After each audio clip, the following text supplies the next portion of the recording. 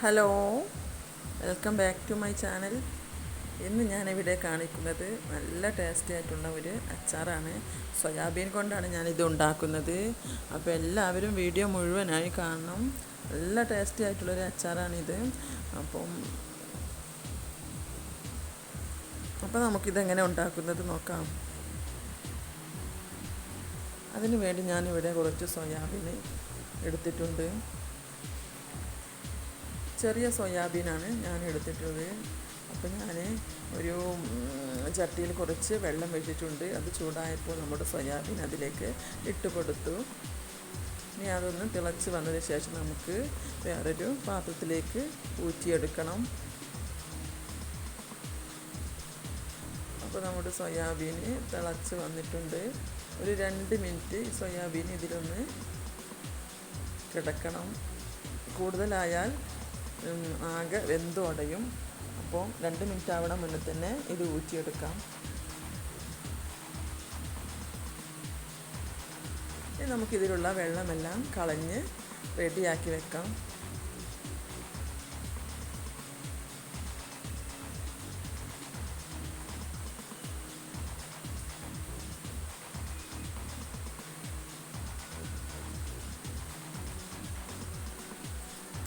അപ്പോൾ ഞാൻ എല്ലാ വെള്ളവും കളഞ്ഞ് വെച്ചിട്ടുണ്ട്.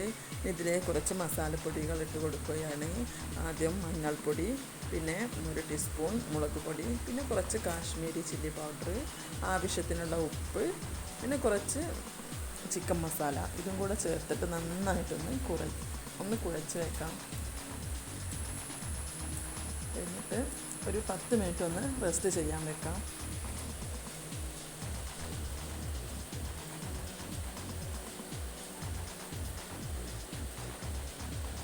ഇത് നമുക്ക് സോയാബീൻ ഒന്ന് പൊരിച്ചെടുക്കണം.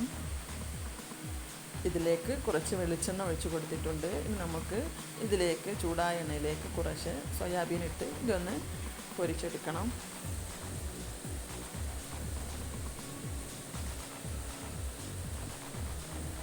ഒരു ലോ ഫ്ലെയിമിൽ വെച്ചിട്ട് ഇത് പൊരിച്ചെടുത്താൽ മതി.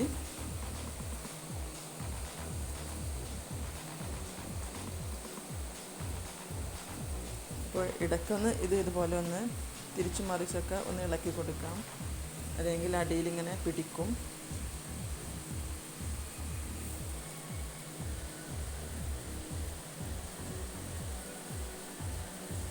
അപ്പോൾ സോയാബീൻ ഏകദേശം ഒന്ന് കളറ് മാറി വന്നിട്ടുണ്ട്.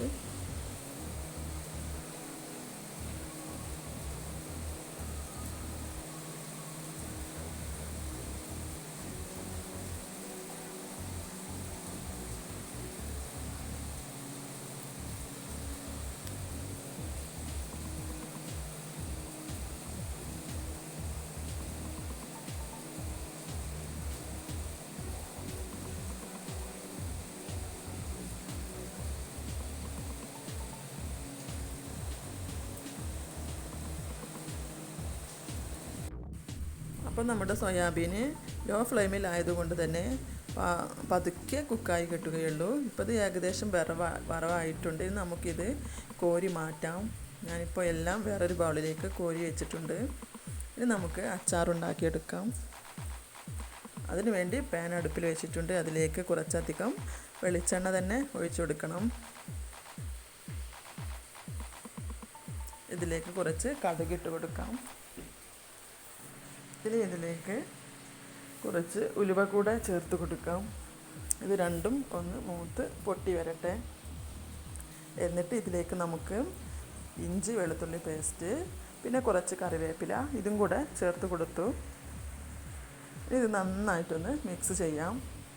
ഇതൊന്ന് നന്നായിട്ടൊന്ന് മൂത്ത് വരട്ടെ. അതുവരെ നമുക്കൊന്ന് മിക്സ് ചെയ്യാം. അപ്പോൾ ഇത് വറവായിട്ടുണ്ട്. ഇനി നമുക്കിതിലേക്ക് കുറച്ച് ഉപ്പിട്ട് കൊടുക്കാം. സോയാബീനിൽ ഞാൻ ആദ്യം ഉപ്പ് ഇട്ടിട്ടുണ്ടായിരുന്നു. പിന്നെ ഇതിലേക്ക് മസാലപ്പൊടികൾ ചേർത്ത് കൊടുക്കാം. ആദ്യം കുറച്ച് മുളക് പൊടി, പിന്നെ കുറച്ച് കാശ്മീരി ചില്ലി, പിന്നെ 1 ടേബിൾ സ്പൂൺ അച്ചാർ പൊടിയുടെ ചേർത്ത് കൊടുക്കുന്നുണ്ട്. ഇത് നമുക്ക് നന്നായിട്ടൊന്ന് ഇതിൻ്റെ പച്ചമണം മാറുന്നത് വരെ ഒന്ന് മിക്സ് ചെയ്യാം. ലോ ഫ്ലെയിമിലായിരിക്കണം, ഇല്ലെങ്കിൽ മസാലപ്പൊടികളെല്ലാം കരിഞ്ഞു പോകും. പിന്നെ നിങ്ങൾക്ക് ഇതിലും കൂടുതൽ ഗ്രേവി ആവശ്യമുണ്ടെങ്കിൽ കുറച്ചും കൂടെ മസാലപ്പൊടികൾ ചേർത്ത് കൊടുത്താൽ മതി. ഇനി നമുക്ക് സോയാബീൻ ഇതിലേക്ക് ഇട്ട് കൊടുക്കാം. എന്നിട്ട് എല്ലാം കൂടെ ഒന്ന് മിക്സ് ചെയ്യാം.